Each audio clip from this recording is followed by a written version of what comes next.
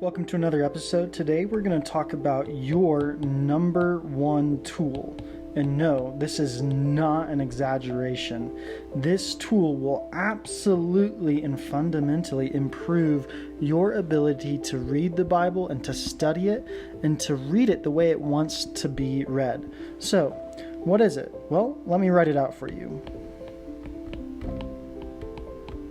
It's the use of a concordance. A concordance is a special kind of book, or for the longest time they were books, now we have them online, in which they take the Greek, and that's what the New Testament is written in, or the Hebrew of a word. So let's say the word is man. And they will take the Greek version of that word and the Hebrew version of that word, and they will list out every single time that that word is used in the scriptures. So that could be very useful because the Bible, remember, was not written in English. It was not written in English. So no word, no matter how small or insignificant, can I take for granted and just assume that I know what it means. In fact, it's helpful if I question each word that I come across and ask myself, what does this mean to the Hebrew or the Greek mind? A good example is love. Love in English is constricted to just a few words. There's a word for liking, there's a word for affection, there's a word for family, there's a word for appreciate. But then there's this one word, love, in English. But if I were to use a concordance and look at different kinds of versions of the word love, let's say in Greek, I'd have agape, and then phileo, and then let's say eros. And I can't just assume that I know what the word agape means every time it's used. I want to look at the ways that it's used. So for instance, agape is used whenever God loves someone. But it's also used whenever Jesus, that's the symbol for Christ, tells us to love someone. For instance, Peter, I want you to not just agape God, I want you to agape my sheep. So agape is a good example of something that we want to look up. It's not just something God can do. It's something that God asks us to give to Him and that God has us do to others. So that's an example of where a concordance would be helpful because we would be able to see how this word love, agape, is used in different instances. What this does is it helps us in our brain to build sort of a storehouse of different ways, these shapes are different ways that words can be used, so that when the usage changes, we understand what is happening on a literary level. This is also important because in ancient texts, they did not use long, extravagant descriptions of scenes or characters like we do in our novels today. Their version of writing down stories was actually rather economic compared to today's standards. But in that economy, they have all these special tools that they use to communicate meaning and intention, something that we would just add more words to communicate in our language today, in our novels today. And one of the number one tools that the Hebrews would use is a repeated word.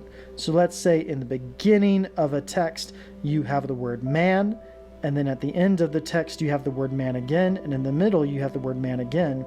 But it means something different each time in context. What this does is it gives you an impression of what the author is intending to communicate.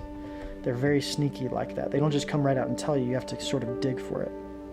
Let's use a concordance now on a word that we are all very familiar with. I'm on the Blue Letter Bible website on the other half of the screen right now. And I want you guys to notice this verse, Genesis 2, verse 9. Out of the ground the Lord God caused every tree to grow that is pleasing to the sight and good for food.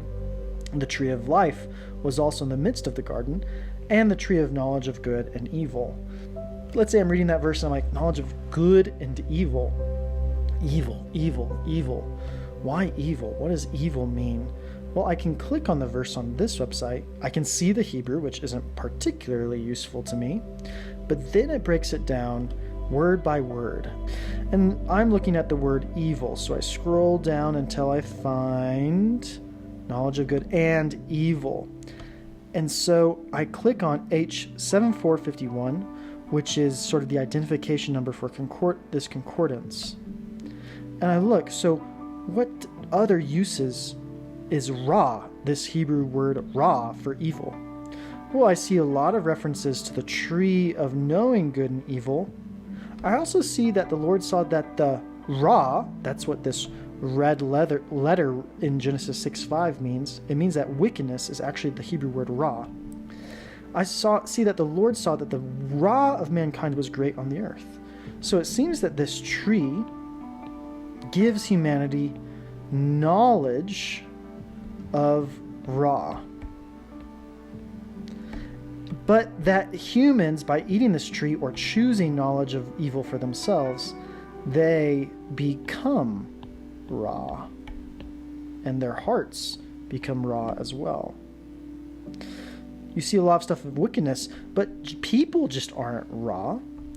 We also see it's an event. 19:19 says, I cannot escape the mountains, for the disaster will overtake me and I will die. Disaster. So this word ra is being used here in a certain way where we can translate it as disaster.